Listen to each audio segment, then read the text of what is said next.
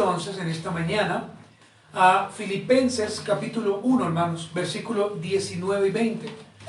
Filipenses capítulo 1, versículo 19 y 20, y damos entonces la bienvenida a los hermanos que en esta mañana se conectan a través de nuestra plataforma en Facebook y a todos ustedes que están en esta mañana. Hermanos, ¿ya tiene usted Filipenses 1, versículo 19 y 20? Allí estará la exposición el día de hoy. Le recuerdo a usted, hermanos, que nuestro tema en general le hemos titulado Circunstancias actuales del apóstol Pablo en Roma. Circunstancias actuales del apóstol Pablo en Roma, y esta será la parte número 7. Leamos, hermanos, antes de que oremos. Filipenses 1, 19 y 20.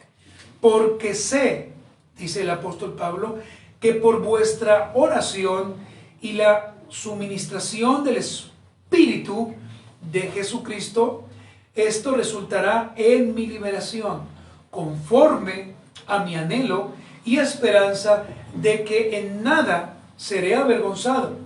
Antes bien, con toda confianza como siempre, ahora también será magnificado, ¿quién, hermanos? Cristo en mi cuerpo, o por vida o por muerte. Por favor, incline su rostro y oremos al Señor.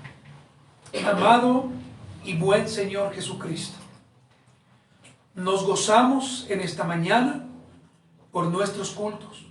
Nos gozamos ahora en nuestro culto familiar, el cual, Señor, de una manera clara, de una manera expositiva, estamos llevando este libro de Filipenses. Señor, ayúdanos y guíanos y permite que tu Santo Espíritu cambie ese duro corazón, remueva aquella contaminación dada por el mundo, y que hoy nos permita, por gracia, escuchar tu palabra y crecer en ella misma. En el nombre del Señor. Amén. Muy bien, hermanos. Quiero en esta mañana, a través de esta introducción, decirle a usted que hoy entramos a nuestra enseñanza número 26, hermanos. 26 de la serie expositiva del libro de Filipenses. El apóstol Pablo, le recuerdo a usted, llegó a esta conclusión. No obstante, ya sea por verdad o por pretexto, Cristo es anunciado. Hermanos amados, anunciar a Cristo para el apóstol Pablo era lo primordial. Anunciar a Cristo para el apóstol Pablo era lo más importante en su vida que cualquier otra cosa, hermanos queridos. Y quiero en esta mañana formularle a usted la primera pregunta. Para nosotros, como cristianos, para nosotros que amamos a Cristo, anunciar a Cristo es lo primordial en nuestras vidas. Quiero que usted medite en esa pregunta. ¿Anunciar a Cristo es lo primordial en nuestras vidas? Por supuesto, hermanos, debemos hacer varias aclaraciones. Todos trabajamos, estudiamos, tenemos necesidades, tenemos dificultades. Como personas naturales, todos tenemos metas. Todos, hermanos. Pero quiero que usted me escuche. Independientemente de eso, ¿será que nuestra prioridad realmente es anunciar a Cristo? ¿Será que realmente nuestra prioridad es que otros conozcan al Cristo de la Biblia? Por favor, tómese unos segundos mientras que usted me escucha hablar y usted medita en eso. Amados hermanos, no por asistir a una iglesia reformada o una iglesia donde se enseña una doctrina de acuerdo a la palabra, usted y yo iremos a la eternidad. No por eso, hermanos. Iremos por la fe puesta en Cristo, hermanos. Amén. Solamente por eso. Para Pablo, hermanos, su encarcelamiento, las diversas dificultades que él estaba viviendo, las aflicciones, los problemas de salud, entre otras cosas que él pudiera estar viviendo, no le apartó y tampoco lo llevó a considerar el mundo, sino al contrario, hermanos. Para Pablo lo más importante es que Cristo fuera anunciado, predicado, glorificado en cualquier parte de Roma y sus alrededores. Acuérdese que cuando Pablo escribe esta carta, él estaba en Roma. Él ya estaba preso. Quizás estaba enfermo. Como lo hemos estudiado, habían personas que predicaban al Señor por envidia, por contienda, por disensión. Y eso para el apóstol Pablo fue de gran dolor. Pero aún así, hermanos queridos, el apóstol Pablo, ¿qué hacía? Predicaba a Cristo. Quiero que usted recuerde que desde que Pablo se convirtió camino a Damasco, Pablo jamás dejó de predicar al Señor, ni una sola vez. Jamás, hermanos. Y a veces nosotros pensamos que porque le predicamos a mamá, o le predicamos a papá, o le predicamos a un vecino, o porque simplemente dejamos a alguien callado con nuestra enseñanza, con eso ya predicamos el Evangelio. Eso es falso, hermanos. El Evangelio del Señor Jesucristo, que es el Evangelio del arrepentimiento, debemos predicarlo todos los días, constantemente. Hermanos amados, cuando nosotros vemos la vida de Pablo, cuando vemos al apóstol Pablo, que donde quiera que él iba, predicaba el Evangelio, tenemos nosotros que pensar seriamente si realmente nosotros somos de Cristo. Si realmente, hermanos, el Evangelio que predicamos es el Evangelio que la Biblia enseña.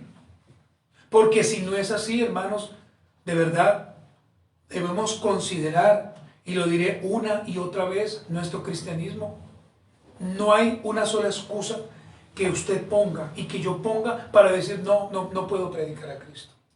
Me cuesta predicar a Cristo. Cuando realmente, hermanos, predicar el verdadero evangelio es dar una buena noticia a una mala noticia. ¿Y cuál es la mala noticia?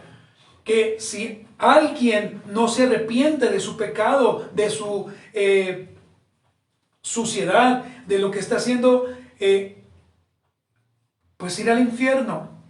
Pero que la buena noticia es que el Señor envió a su Hijo amado, Jesucristo, para que Él o ella pudieran ser liberados del infierno, de la opresión, de la enfermedad, como lo dice Isaías 53, llamada el pecado, hermanos. En esto debemos meditar. Acompáñenme a 1 Corintios 10:31. Dice, si pues coméis o bebéis o hacéis otra cosa,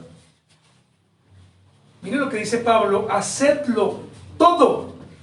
Mire que no dice algunas cosas, no dice cuando a usted se le ocurra, dice todo para la gloria de Dios. ¿Sí se da cuenta de lo que Pablo está haciendo, hermanos? También quiero recordarle a usted, querido hermano, lo que enseña nuestro catecismo o lo que nosotros hemos tomado a través de los labios o de los escritos del pastor Spurgeon. En la pregunta número 1 que él hace, que es esta, ¿cuál es la finalidad principal del hombre? El pastor Spurgeon responde, la finalidad principal del hombre es glorificar ¿a quién? A Dios, y disfrutar de Él para siempre. ¿Y usted lo hace? ¿Y yo lo hago? Esa es la pregunta que tenemos que hacernos, hermanos. En tu colegio, en tu trabajo, en tu universidad, en tu casa, fuera de ella, ¿realmente glorificas a Cristo? ¿O solamente lo haces aquí, cuando estás en la iglesia? Solamente aquí, cuando vienes. Solamente en este lugar. También quiero recordarle a usted lo que enseña el catecismo de Heidelberg. Para el primer domingo, en la primera pregunta, ¿cuál es tu único consuelo, tanto en la vida como en la muerte? Y mire la respuesta, que yo No dice que algunos o que otros, dice que yo con cuerpo y alma, tanto en la vida como en la muerte, no me pertenezco a mí mismo, sino a mi fiel Salvador Jesucristo, que me libró del poder del diablo, satisfaciendo enteramente con preciosa sangre por todos mis pecados, y me guarda de tal manera que sin la voluntad de mi Padre Celestial, ni un solo cabello, permítame, ni un solo cabello de mi cabeza puede caer antes, sino que es necesario que todas las cosas sirvan para mi salvación. Por eso, sigue diciendo el catecismo, también me asegura por su Espíritu Santo la vida eterna y me hace pronto y aparejado para vivir en adelante según su santa voluntad.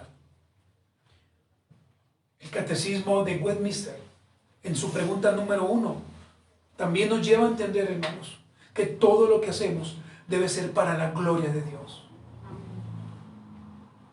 Quizás voy a ser duro con lo que voy a decir, espero no se moleste, pero es una infamia decir que yo hago todo para la gloria de Dios cuando mi vida no refleja a Cristo.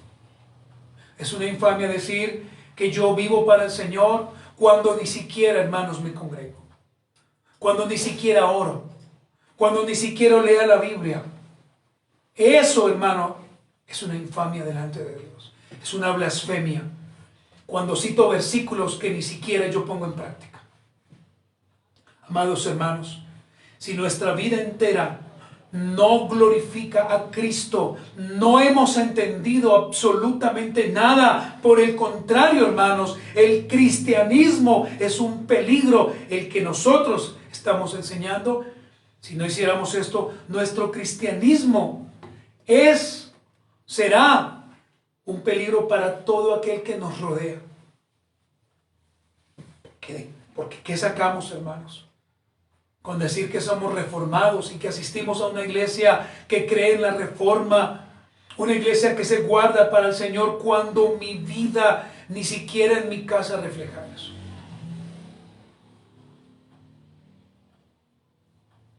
Esto es solamente, hermanos, la introducción. El día de hoy, hermanos,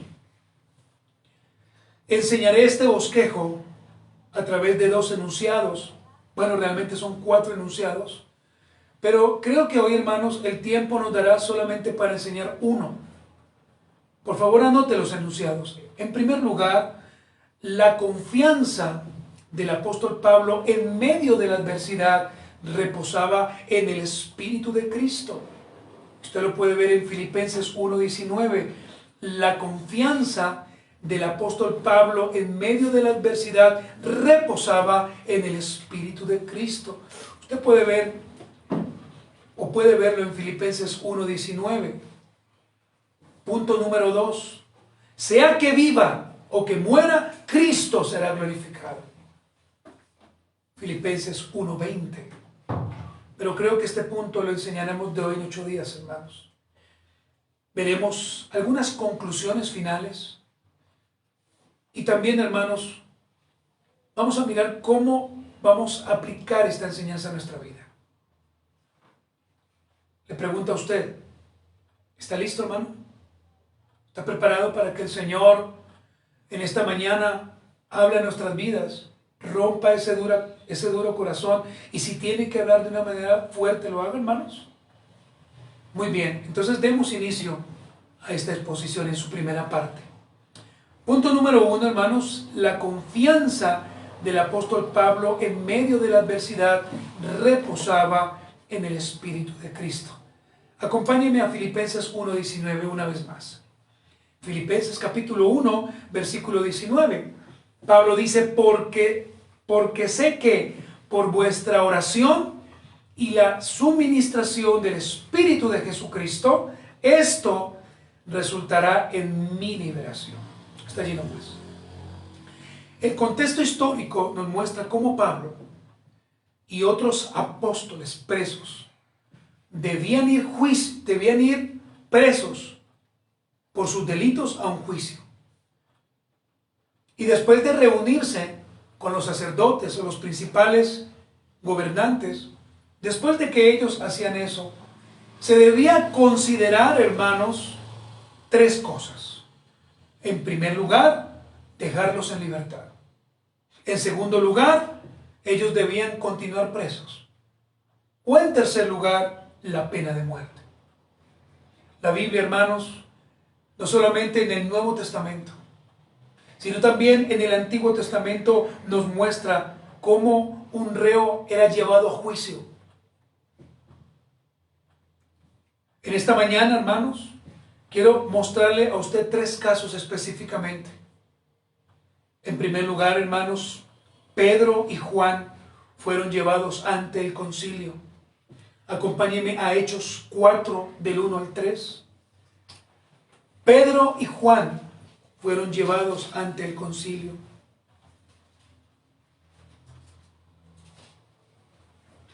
Hablando ellos al pueblo, vinieron sobre ellos los sacerdotes con el jefe de la guardia del templo y los saduceos, resentidos de que enseñasen al pueblo y anunciasen en Jesús la resurrección de entre los muertos. Versículo 3. Les echaron mano y los pusieron en la cárcel hasta el día siguiente, porque era ya tarde. Vaya al versículo 5 y 7 de Hechos 4. Aconteció al día siguiente que se reunieron en Jerusalén los gobernantes, los ancianos y los escribas, y el sumo sacerdote Anás y Caifás, y Juan y Alejandro, y todos los que eran de la familia de los sumos sacerdotes. Y poniéndolos en medio les preguntaron: ¿con qué potestad o con qué nombre habéis hecho vosotros esto? Ahora vaya al versículo 21 y 22 del capítulo 4. Ellos entonces les amenazaron y les soltaron, no hallando ningún modo de castigarle por causa del pueblo, porque todos glorificaban a Dios por lo que se había hecho, ya que el hombre en quien se había hecho este milagro de sanidad tenía más de 40 años. Está allí nomás, hermanos. Vemos aquí que por causa de un milagro, usted lo puede encontrar allí a partir del versículo 3, del capítulo 3, de un hombre cojo. Los apóstoles, específicamente Pedro y Juan, fueron tomados, arrestados y llevados ante un concilio, donde se les iba a determinar o dejarlos en libertad, o dejarlos presos, o la pena de muerte. Como usted lo acaba de leer, ellos quedaron libres. Pero más adelante, en el capítulo 5, nuevamente Pedro y Juan son encarcelados. Y otra vez son llevados ante un concilio. Es decir, un lugar donde se reunían personas importantes para determinar y tomar decisiones frente a algunas situaciones. Miremos el segundo ejemplo, hermanos. Esteban es arrestado y llevado ante el concilio. Vaya conmigo a Hechos 6. Versículo del 8 al 12. Esteban es arrestado y llevado ante el concilio. Hechos capítulo 6, hermanos, versículo del 8 al 12. Ya lo tiene usted, ¿verdad, hermano? Dice: y Esteban, lleno de gracia y de poder, hacía grandes prodigios y señales entre el pueblo. Entonces se levantaron unos de la sinagoga llamada de los libertos, y de los de Cirene, de Alejandría, de Sicilia y de Asia, disputando con Esteban. Pero no podían resistir a la sabiduría y al espíritu con que hablaba. Entonces, miren lo que pasó: sobornaron a unos para que dijesen que le habían oído hablar palabras blasfemas contra Moisés y contra Dios.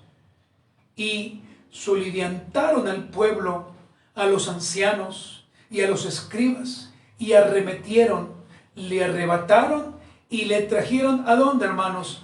Al concilio. Vaya conmigo al versículo 54 de Hechos 7. Oyendo estas cosas, se enfurecían en sus corazones y crujían, ¿qué, hermanos? Los dientes contra él. Vaya al versículo 57 al 60 de Hechos 7.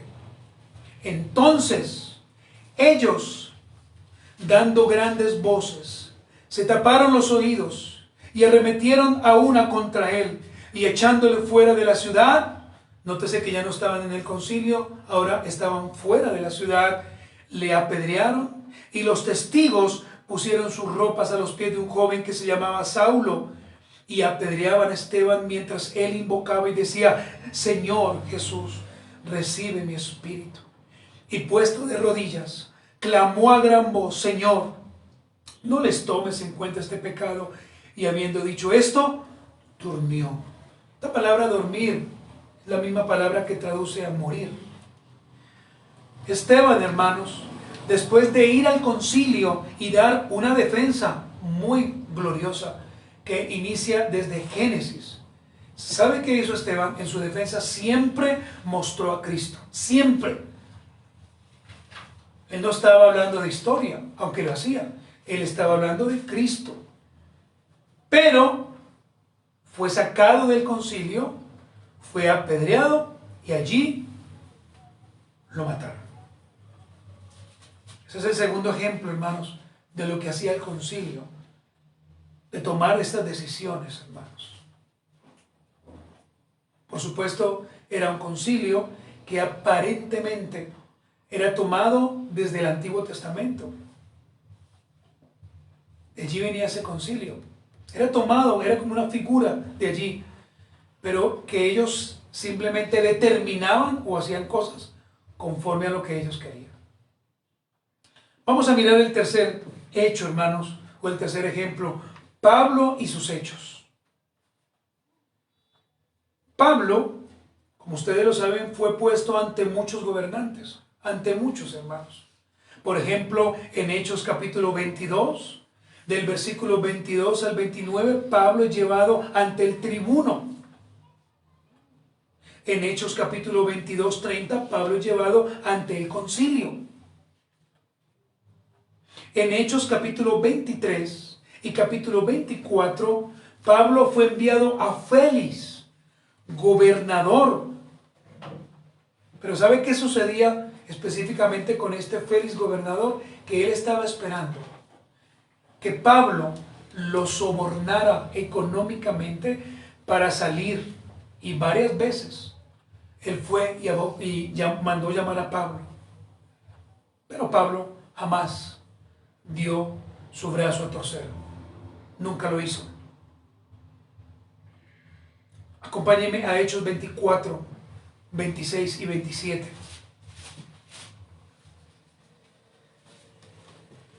Hechos capítulo 24, 26 y 27. Dice: esperaba soborno de parte de Pablo para obtener su libertad. Perdón, esperaba también con esto que Pablo, ¿estamos dónde, hermanos? Hechos 23, 24, Hechos 24, ¿cierto? 24, 26. 24, versículo 26 y 27. Estamos ahí. Hechos 24, 26 y 27. Esperaba soborno de parte de Pablo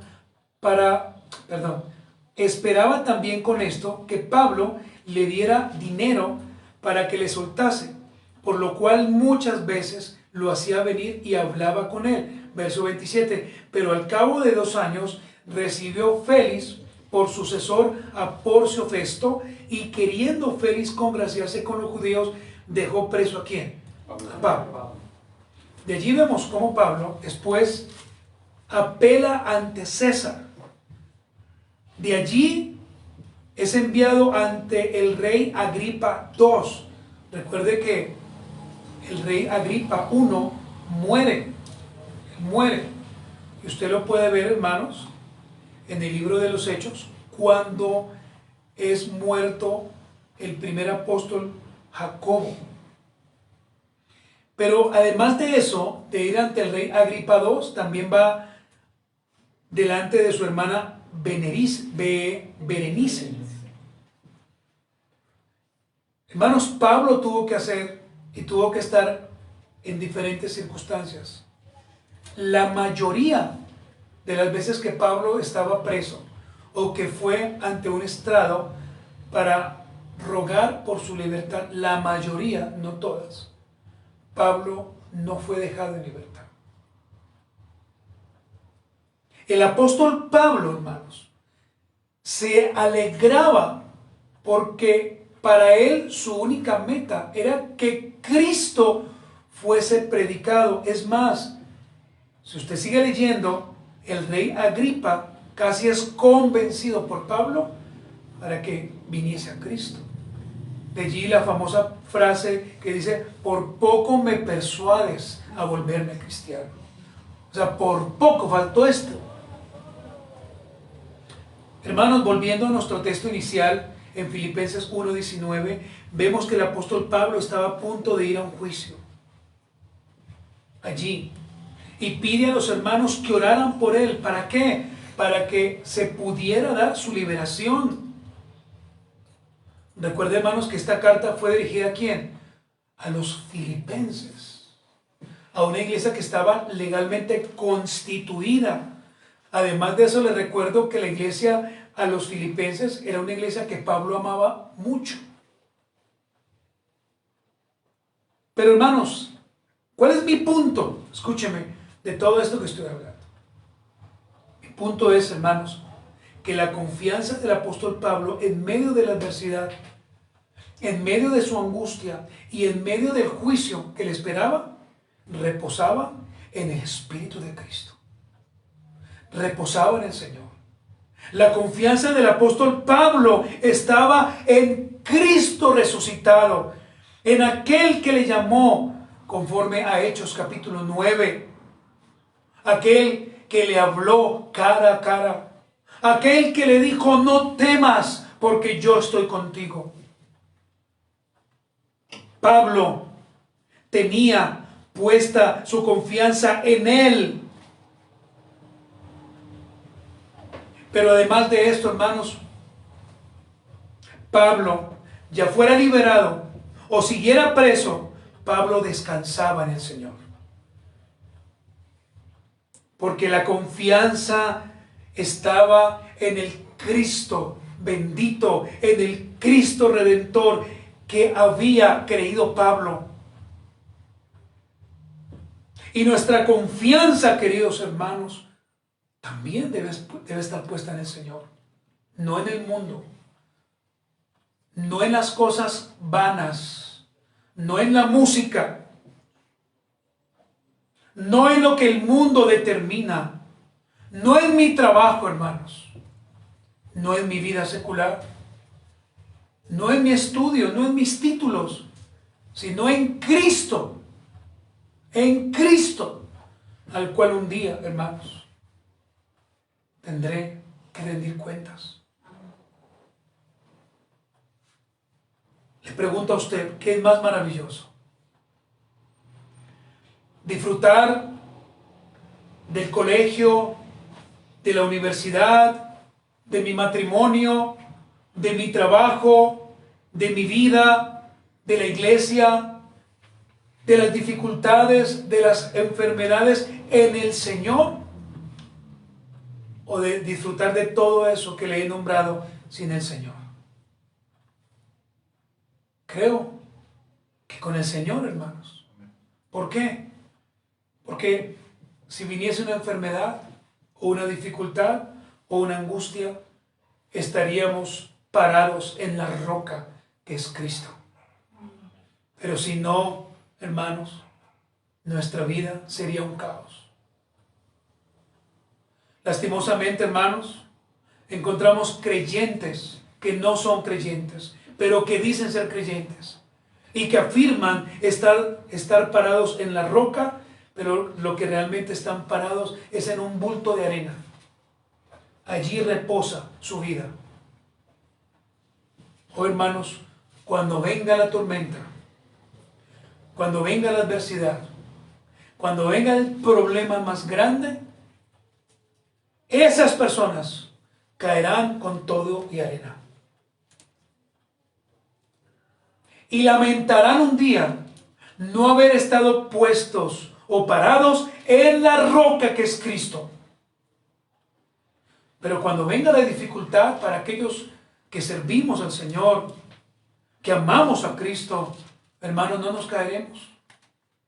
Pueden venir vientos, pueden venir la ola más gigante, es decir, la enfermedad, la crisis, la situación más terrible, y no nos dejaremos atormentar porque estamos parados en el Señor. Hermanos amados, quiera Dios que usted escuche esta enseñanza y que se le quede en su mente y que no siga de largo. Quiera Dios que usted pida perdón las veces que usted viene a Cristo solamente para que Dios haga un milagro, solamente para que Dios le ayude en su parte económica y nada más. Quiera Dios que el día que usted muera y abra sus ojos esté en la eternidad con Cristo, porque si no es así, hermano, usted sufrirá y blasfemará el nombre de Cristo, pero realmente no será Cristo, sino que será su culpa, porque usted tomó la decisión de estar parado en la arena y no en la roca. Quiera Dios que usted entienda que aunque Pablo fue ante muchos reyes, aunque Pablo estuvo en las situaciones más precarias y difíciles, escúcheme, Pablo siempre puso a Cristo en primer lugar. Siempre. No sé si usted me está entendiendo. Amén.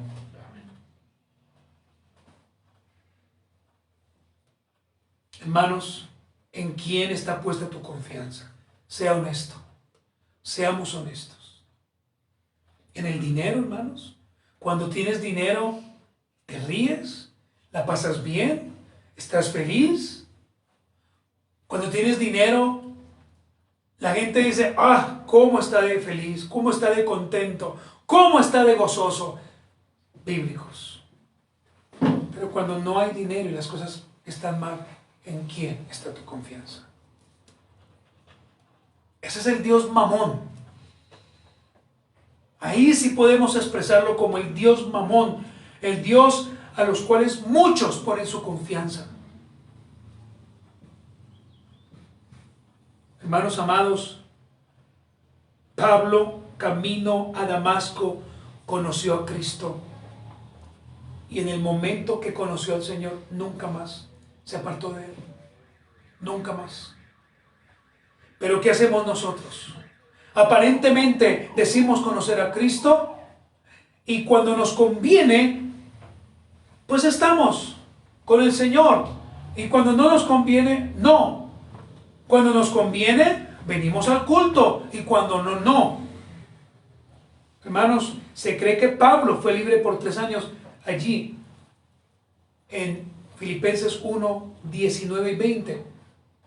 Pero que por su insistencia en la predicación del Evangelio, otra vez lo tomaron preso. Qué triste es saber, hermanos, que nuestra vida depende de nuestros sentimientos o de las circunstancias. Y peor todavía, no venimos al culto por la lluvia, hoy como que va a llover duro, no voy, mejor me quedo en la casa y lo veo en internet. Qué triste, hermanos, es cuando cambiamos nuestro culto por otras cosas. Qué triste, hermanos. Querida iglesia de Jesucristo, te pregunto por tercera vez, ¿en quién está verdaderamente nuestra confianza? ¿En quién? Usted tiene que ser honesto y contestarse en esta mañana. Usted tiene que ser totalmente honesto. Si es en Cristo, amén. Pero si no es en Cristo, pues hermanos, lo que te espera más adelante es una vida de desgracia. Y así es, hermanos. No podemos decirlo de otra manera. Porque si estando en Cristo vives lo que vives y te alegras y te gozas, pues más adelante será maravilloso. Pero si no estás en Cristo, lo único que te puedo decir es que lo que va a venir para ti no será pues fácil. Hermanos, ¿en quién está puesta nuestra confianza? ¿En Cristo o en lo que el mundo diga? En estas épocas electorales, y le hemos hablado con mi esposa, se nos dice, vote por él, vote por ella, para que usted mantenga su trabajo.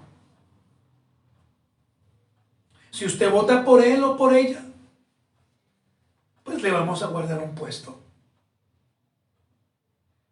En desgracia caemos todos aquellos que decimos ser cristianos si votamos por una coima o si votamos por ganar algo para nuestra vida.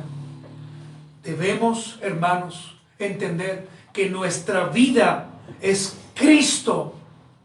Y si votamos el día de hoy, pues debemos hacerlo con limpia conciencia. No esperando, hermanos, obtener un trabajo más adelante. Esperando glorificar a Cristo. Esperando exaltar a Cristo.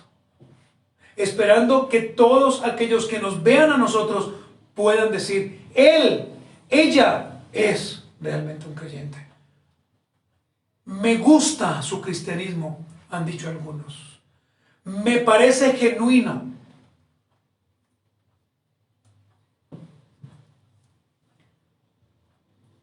El apóstol Pablo, hermanos, no le importó estar en una cárcel, no le importó ser llevado al concilio, después ante el rey, después ante los saduceos, los fariseos, los judíos, para que se burlaran de él.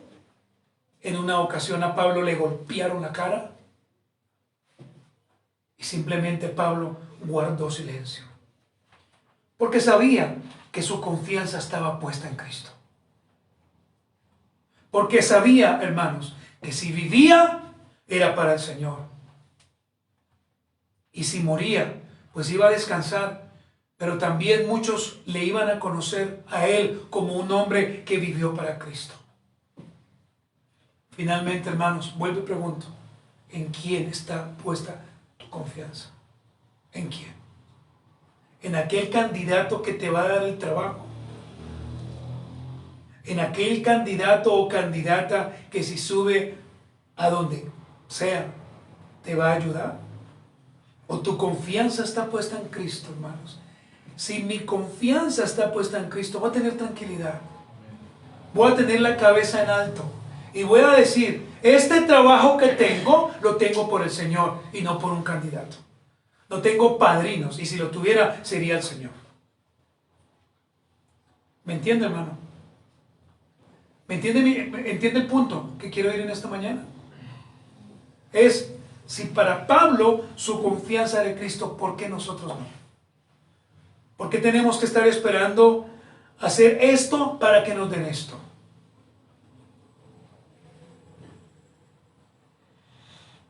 Oh, hermanos, para que usted pueda entender la carta a los Filipenses, usted tiene que ir obligatoriamente a 2 de Timoteo y leer toda la carta.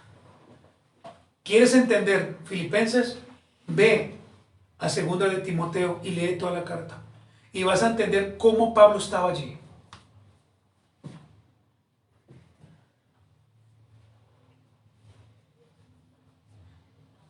Dos conclusiones finales, hermanos. Para Pablo, lo más importante en su vida era que el nombre del Señor fuera exaltado y glorificado. Así de sencillo, hermanos. Yo podría tomarme más tiempo y hablar otras cosas, pero realmente esta carta no tiene tantos retos para interpretar. Es sencilla, hermanos. Y si la carta es sencilla, ¿para qué yo voy a hablar más allá de lo que no tengo que hablar? Para Pablo, lo más importante en su vida era que el nombre de Cristo fuera exaltado y glorificado. Y para ti, ¿qué es lo más importante? ¿Tener dinero? ¿Fama? ¿Qué, hermanos?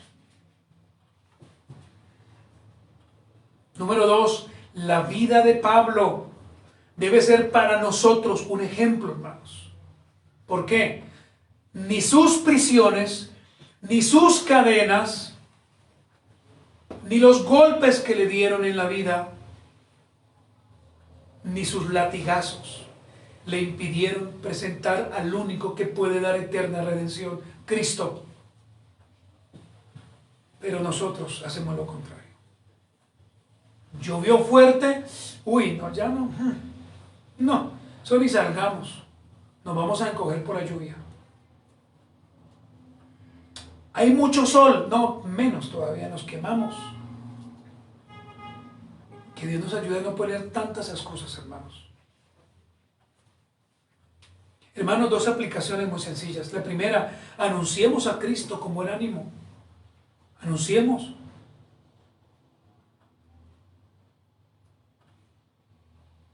Pero cuando usted anuncia a Cristo, jamás busque añadir aflicción al cuerpo de Cristo, sino al contrario, hermanos, que otros hermanos vean en usted un buen ánimo y un verdadero hombre de Dios o una mujer de Dios.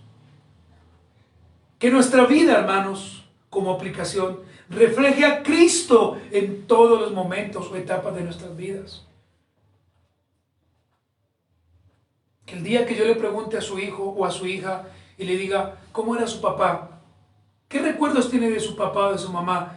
Que él o ella me diga, orando, buscando al Señor, leyendo la Biblia y no otras cosas. Hermanos, en medio del gozo, en medio de la dificultad, en medio de la prueba, seamos contundentes con nuestro testimonio delante de Dios, delante de los inconversos y delante de los creyentes. Hermanos, no nos volvamos piedra de tropiezo para otros. Se lo ruego en esta mañana, se lo imploro delante de Dios.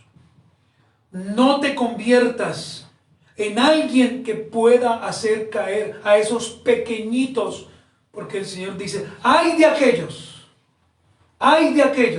que hagan tropezar a mis pequeñitos. Está hablando no de personas enanas ni pequeñas. Está hablando, hermanos, de aquellos que vienen a Cristo y nosotros, por nuestra inconsistencia, por nuestra murmuración, por nuestra crítica, por nuestra falta de educación en la Biblia, hacemos otras cosas, hermanos. Que Dios nos ayude. Póngase de pie en esta mañana y oremos, hermanos, y pidamos perdón a Dios.